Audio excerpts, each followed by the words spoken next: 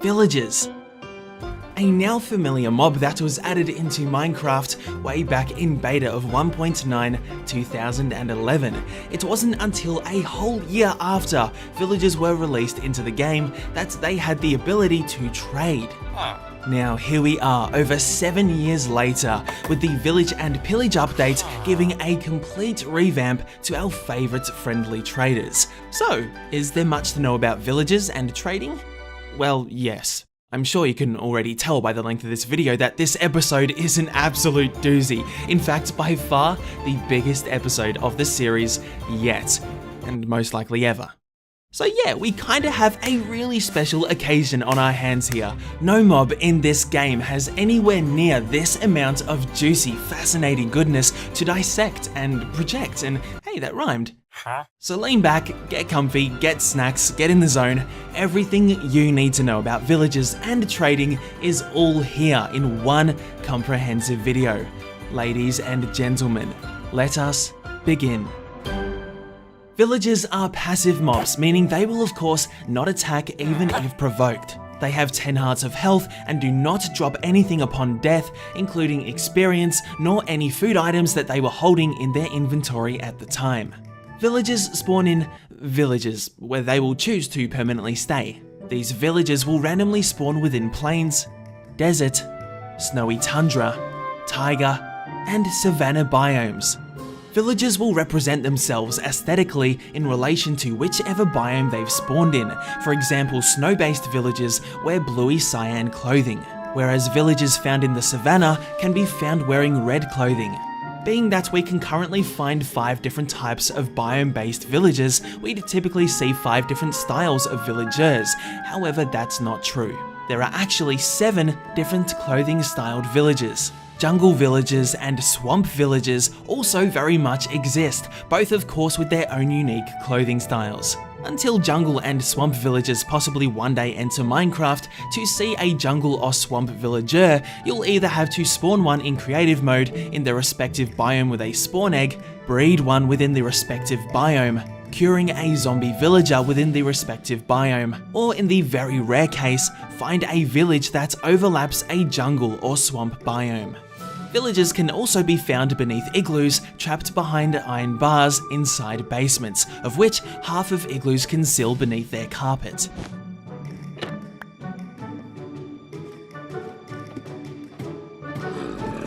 In the cell next to the villager, a zombie villager can be found, and like all zombie villagers, can be cured with a splash potion of weakness, followed by giving them a golden apple, both of which can actually be found in an igloo's basement.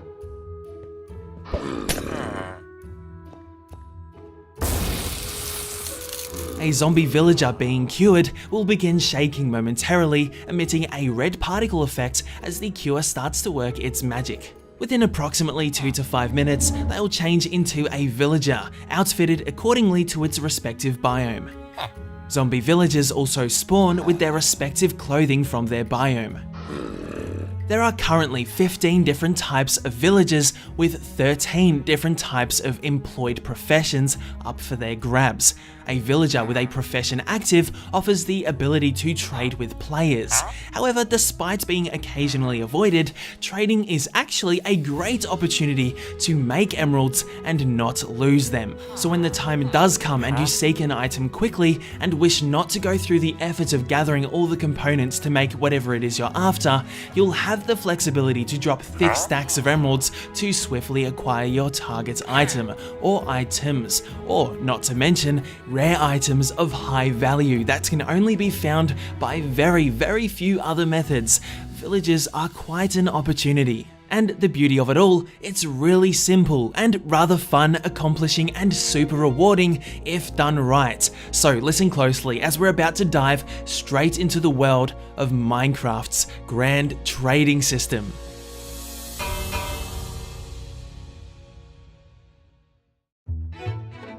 The trading system is a significantly large and substantial gameplay mechanic, allowing players to buy or sell items to and from villages using emeralds as a form of currency with every trade offer.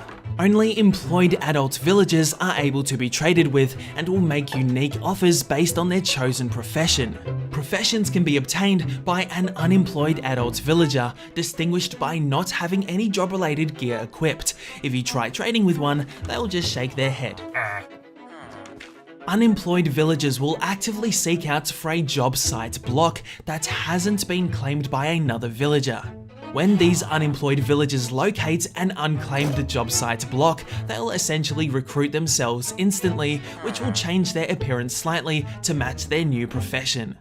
Trading with a villager will not only reward you with a handy bit of experience, but will also provide them with experience too. If they gain enough experience from trading with you, they'll eventually level up.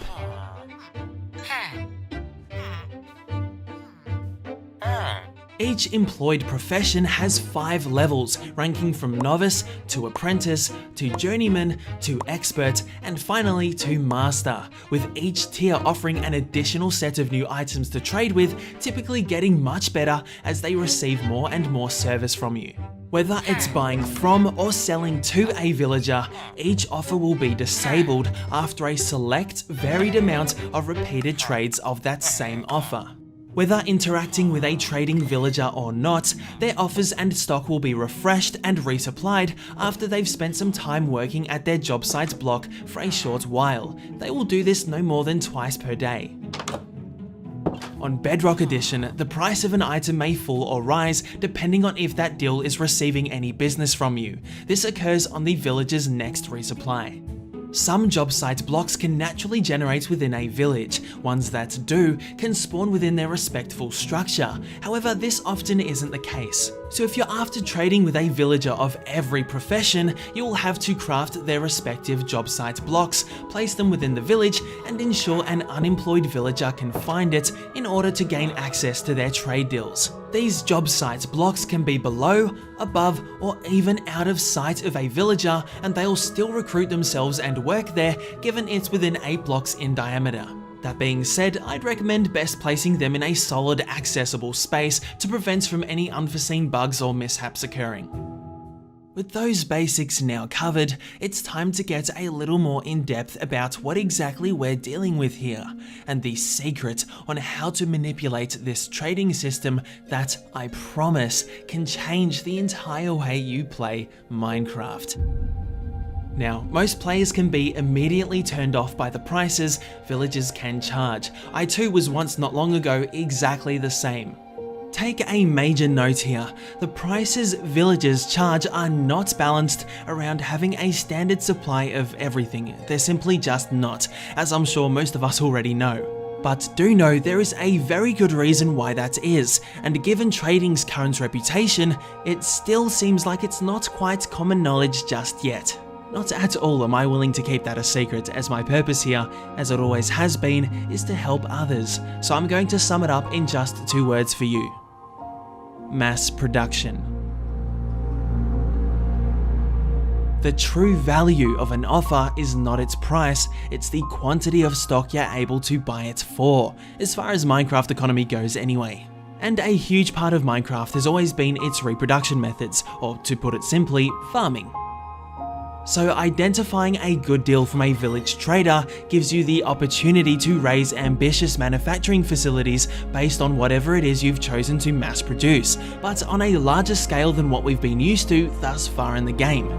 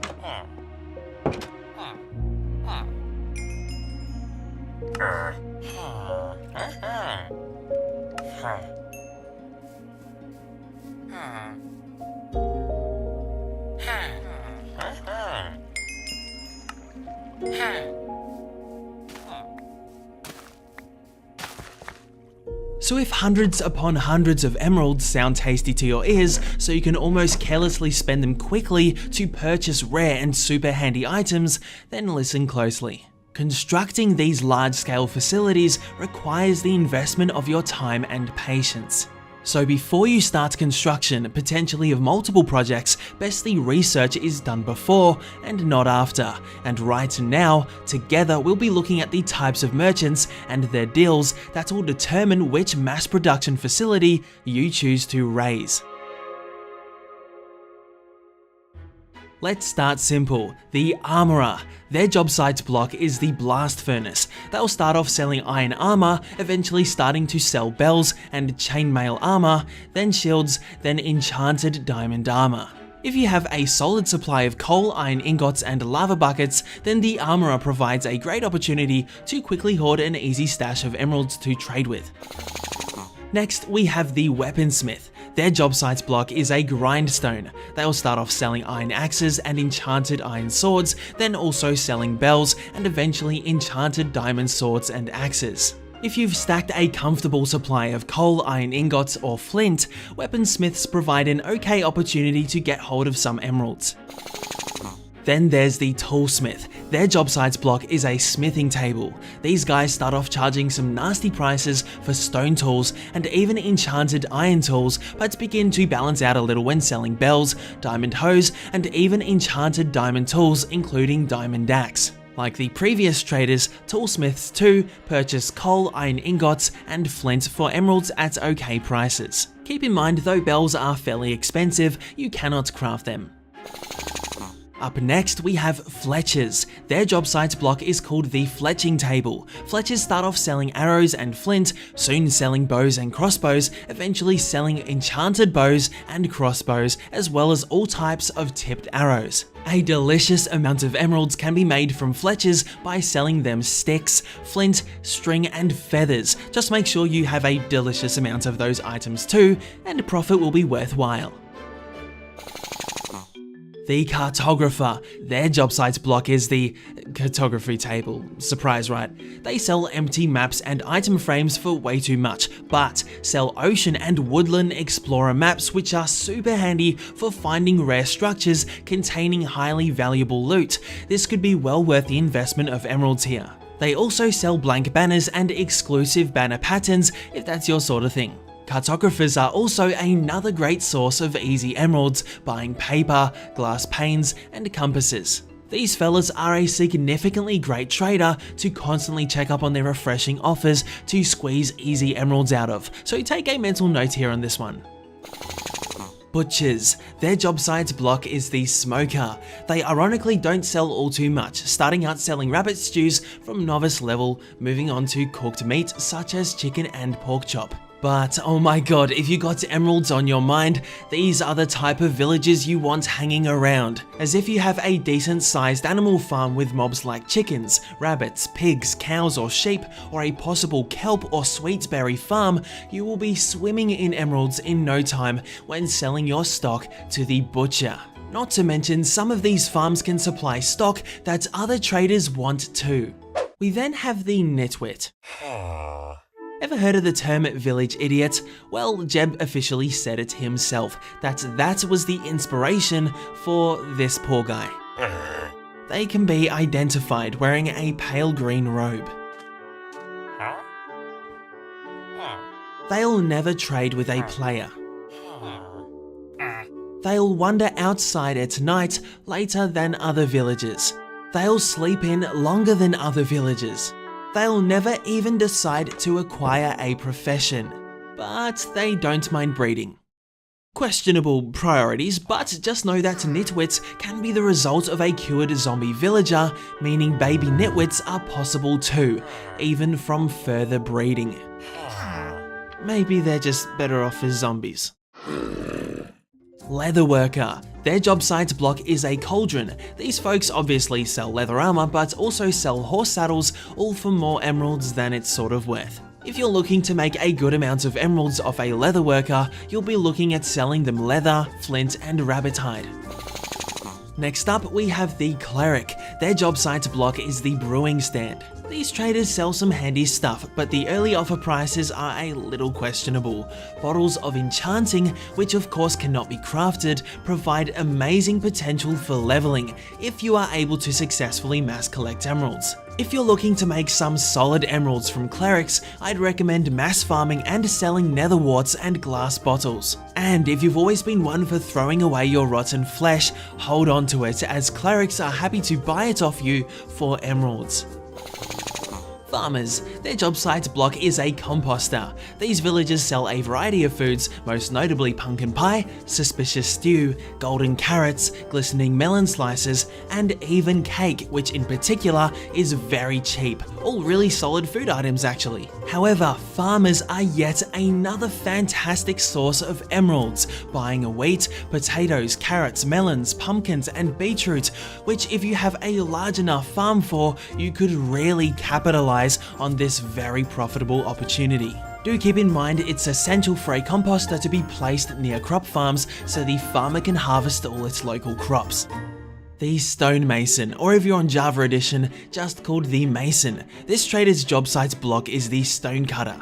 Selling a small variety of bricks and blocks, there isn't too much interesting on offer here outside of glazed terracotta and quartz blocks if that's your sort of thing. The value from this trader is of course what they wish to buy from you, stone being one of them. Yes, you heard it, stone.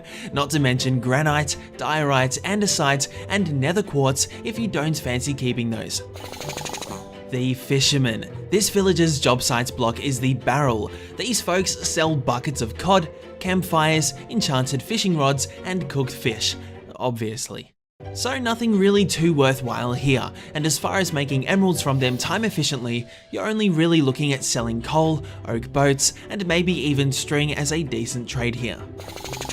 Librarians. Their job site block is the Lectern. They'll sell a range of enchanted books, bookshelves, clocks, compasses, and glass for way too much. They also sell name tags which cannot be crafted, but they're fairly pricey. You can actually make a very decent amount of emeralds quite easily from librarians selling books and paper. These two items could see you make quite an income of emeralds, maybe ink sacks if you feel you can farm them efficiently. It's quite important librarians have access to bookshelves local to their lectern in order for them to work efficiently. Lastly, but definitely not least, there are shepherds. Their job site block is a loom. They sell a variety of different coloured wool, carpets, beds and banners, as well as shears and paintings. But oh boy, if you're looking to make emeralds, shepherds are your go-to villager. They wish to purchase from you all types of dyes, which is okay if you're willing to travel to different biomes to use it to grow different flowers to extract their dyes, but if you're interested in making a fortune, invest some time into building a large sustainable sheep farm consisting of white, grey, brown and black sheep and shear their wool routinely, then you could be looking at a serious income of emeralds from shepherds as they buy all 4 wool colours. So if you're a little unfamiliar with all the merchants, then hopefully that segment helped clear the clouds a little for you. Now, it's time for the next chapter on expanding our understanding on the important little quirks of trading and how your popularity affects it. The items that these villagers buy and sell, including the order in which they buy and sell them, as well as the amount of trades before those offers become unavailable, do indeed differ a little bit between the different versions of Minecraft, but nothing too drastically. Certain offers will earn the trading villager more experience than others. These amounts do differ a lot, but typically the trades made in their later level tiers will give them more experience to suppress you from leveling them up through early trades alone. It's important to note that 2 different villagers of the same profession may very well offer different offers in a different order as they level up and at master level 2. So if you're willing to invest the time, having 2 or 3 traders of the same profession will be significantly beneficial for a specialized mass production facility, so you always have a wide range of offers and able to bulk sell larger stacks of items at a time before they resupply. When villagers level up, you'll see a green sparkle glisten around them momentarily. When this happens, they'll also receive their respective new badge. Each villager's badge is located just below their waist, representing their trade tier, and there are 5 types of badges for each tier of merchant. Stone represents novice, iron represents apprentice, gold represents journeyman, emerald represents expert, and diamond represents master. These badges simply help you identify the villager's trade tiers while on the move without having to talk to them. Now, villagers understand the value in cutting a good deal for a loyal customer, not only for themselves, but for the economy of the village. So if you start earning a good word for yourself around town, your popularity will start to grow. The higher your popularity, the better deals you'll see the village merchants offer. If you're interested in gaining popularity, completing a trade for the last offer on a merchant's list will see you rewarded with a small amount. Keep in mind, this can be repeated. Leveling up a villager will also rise your popularity, typically more from which tier they level up to. Defending a village successfully from the last wave of a raid, granting you the Hero of a Village status effect, will significantly instantly boost your popularity. Not to mention, while this status effect is active, you'll receive further discounted prices on all trade offers from that village. As a side note, on Java Edition, when you become a hero of the village, villagers will throw gifts at your feet, all associated with their professions. Guess it pays to be popular. As you can probably guess, for every time you attack a villager, you'll lose a little popularity, with killing them depleting even more popularity. Lose enough popularity with a village and their iron golems will become hostile towards you. So careful not to make the same mistake as I did and go around the village executing nitwits on sight. I'm not normally this evil, I promise. Not as evil as attacking, let alone killing a child villager, which will significantly skyrocket your popularity downward. Killing a villager's iron golem too is a big popularity crime. However, in regards to popularity, there's some good news and then there's some bad news. Which would you prefer first? Of course, it's going to be the bad news. Well, your popularity gained is only remembered by the village you gained it from, meaning if you travel to distant villages, you'll have to start again with growing a good rep. This could become quite the task, so if that bothers you a bit, my advice is stick to focusing on seeing one village thrive with yourself alongside it as some town mayor prodigy type thing. But I'm guessing you want the good news now. Well, if you die, your popularity will not reset. I guess this could also be bad news too if you slaughtered villagers from another village and was kinda hoping for a fresh start. Yeah, not gonna happen. When holding an item near villagers who wants what you're holding, that villager will hold up something that they're willing to offer in exchange. This is a neat little effective way of easily finding the right trader for your needs and fast, especially if you have plenty of nearby traders. Curing a zombie villager that's become a merchant will cause them to offer you a discount, so they should. We straight up brought them back from the dead. You'll notice in some higher level traders, they'll offer an emerald for a diamond. I'll just let you be the judge of that one. So that is the entirety of the trading system, hopefully summed up enough for you. Now we can move on to learning villagers' behaviors, threats, and how you can see your village thrive, growing in size and number. If a villager finds themselves beyond the reaches of a nearby village, they will soon return back to the safer confines of the village. If they find themselves too far away from the village for them to see it, they'll just wander around but will never despawn. Though able to open all types of wooden doors, they're not able to open trapdoors, fence gates, or iron doors, but are able to climb up ladders, most commonly seen being chased by a threat. When wandering around the village, they'll often substitute doing so to socialize with other villagers. Depending on a villager's employment status, they will follow their own unique daily schedules.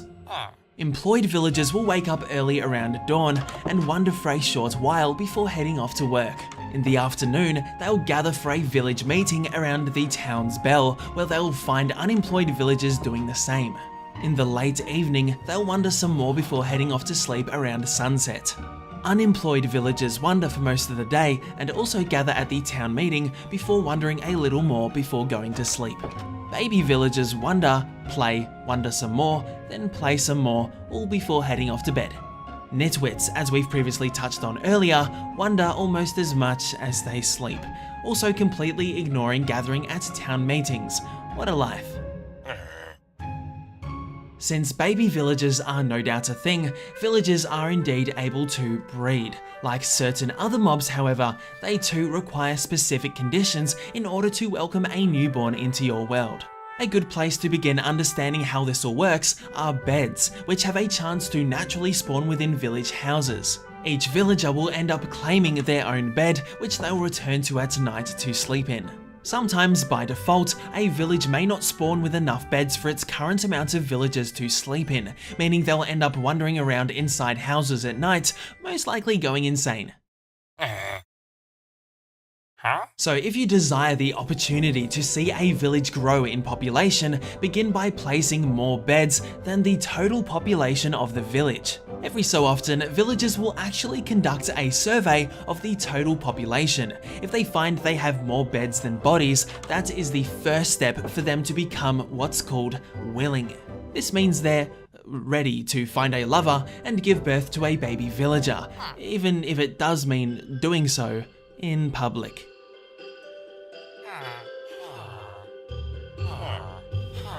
When extra beds are present, villagers will only become fully willing given they have 3 bread or 12 carrots, beetroot or potatoes within their own personal inventory, which can only hold said items and their respective seeds. How may this happen? Well, farmers will often have excess amounts of food on them from when harvesting at their job, and will occasionally throw food at other villagers for them to pick up.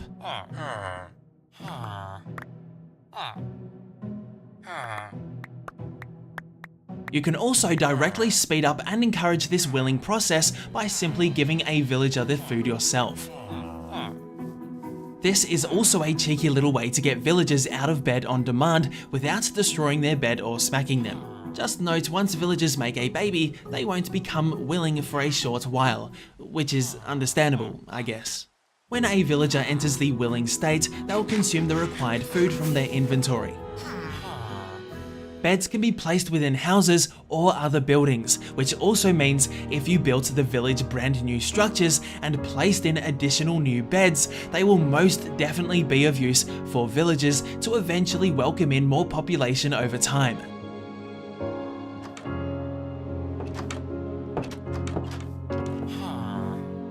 So yes, you can quite literally be the direct force that sees a village expand with a thriving population and economy, when providing jobs that in return only benefit you with plenty more trade offers. And this is an opportunity that I'd really recommend giving a fair shot. It quite literally pays off given the investment of your care and time, including lending some much needed maintenance to newfound villagers as their infrastructure starts off quite appalling. Just ensure you place the village beds at clear locations where the villagers can comfortably access, with at least a 2-block clearance above all beds.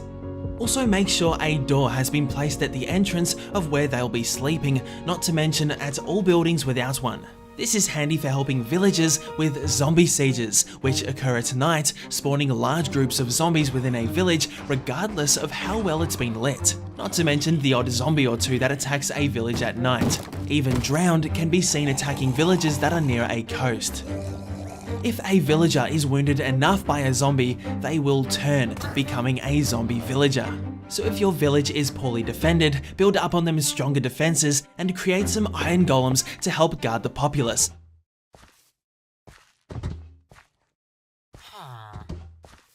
Or you could end up with an overrun village of infected townsfolk, and it's quite the task to safely cure an entire village. If a merchant is infected, they'll still maintain their profession and their level, meaning if they're cured, they'll regain all the progress they had before they turned. Baby villagers also can suffer from turning into zombies, though they can run much faster than adults. Although, if these little fellas do turn, that means baby zombie villagers also run very fast. At least they too can be cured.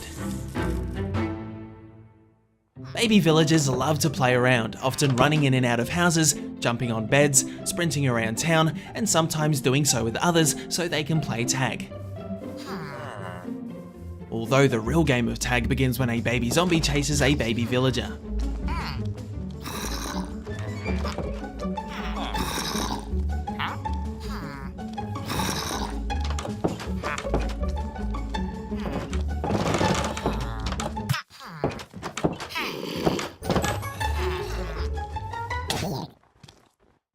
occasionally baby villagers will decide to stare at iron golems. Being the gentle giants they are, they will sometimes offer a baby villager a poppy, in which a baby villager may cautiously accept from the golem.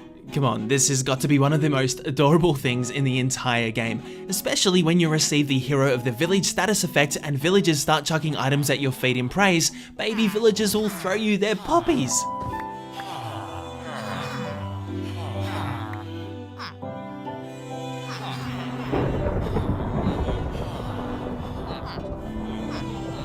But the cuteness doesn't last for too long, as they become an adult 20 minutes after they're born. Villagers don't only have the threat of zombie sieges constantly breathing down their throats, but they also may become a victim of raids, led by mobs called illagers. These raids consisting of multiple waves of pillagers, vindicators, witches, evokers, and their beast buddies, ravagers, which are often mounted by an illager during the later waves. The number of waves a raid has is dependent on the version of Minecraft you're playing and the difficulty mode you have set. Successfully helping defend a village from a raid will earn you that sweet, glorious Hero of the Village status effect. When a raid is launched upon a village, at least one villager will attempt to rush and ring the town bell to alarm the other villagers of the incoming threat. While a village is being raided, you can see some villagers emitting water particles as if they're sweating in fear. Despite being scared, however, all merchants are still able to be traded with during a raid. Hey, well, it's good business.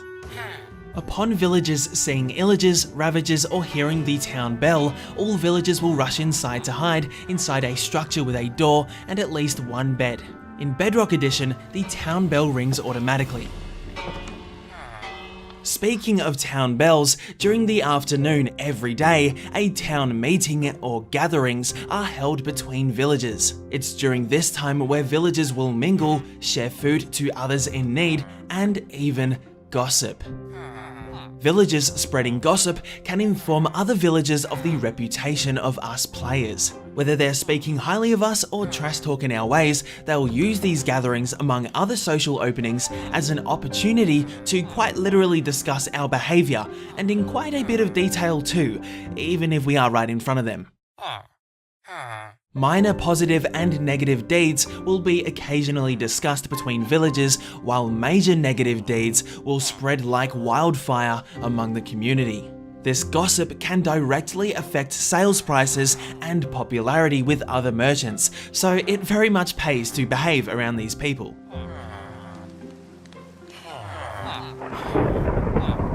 The town bell is also a great place for two willing villagers to find one another, which can sometimes lead them to put on a show for others at the gathering. Willing villagers also offer more experience from trades, and if a villager isn't close enough to hear a bell, come gathering time in the afternoon, they'll go searching for one. If a mob kills a villager, or if a villager somehow finds a way to accidentally seal their own fate, nearby breeding will cease for about 3 minutes or so. I guess they're quite good at moving on rather quickly. On Java Edition, zombie villagers found beneath igloos will always be a cleric, unless you're playing on Bedrock Edition, in which they could spawn with any random profession. Believe it or not, you are actually able to give villagers armor. This is big news for those keen on maximizing the protection of their villagers. Though this armor cannot be physically seen on them, it is indeed very much there and in effect. To give a villager armor, make sure they're right next to a dispenser that's holding the armor you want to give, and simply activate the dispenser. I'll proceed to demonstrate giving this villager a full set of diamond armor and attack them, followed by the poor fella on the left that hasn't been given any armor, to simply show the effects of the villager with armor at work.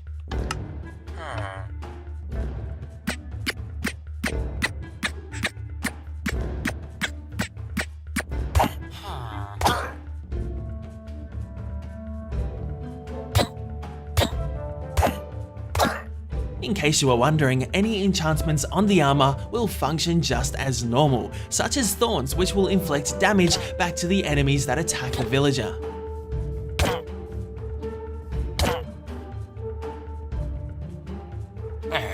armor that has been given to them will also drop from them upon death. So if you really badly wanted that armor back, you could always commit a cold-blooded murder by taking them far away from a village and nudging them off a cliff, also you can preserve your reputation and collect your armor again.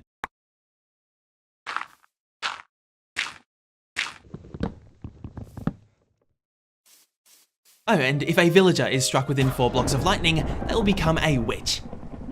If that happened to a master level merchant of yours, you'd have my full condolences, as that would suck. Epically.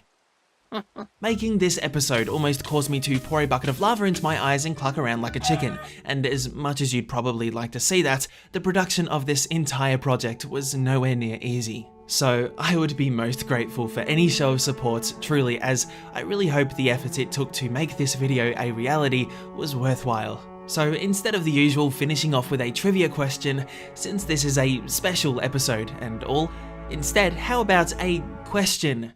Not a trivia question, just a regular one. Would you like to see villagers offer some form of quests in the near future, and why? I'd love to hear your thoughts.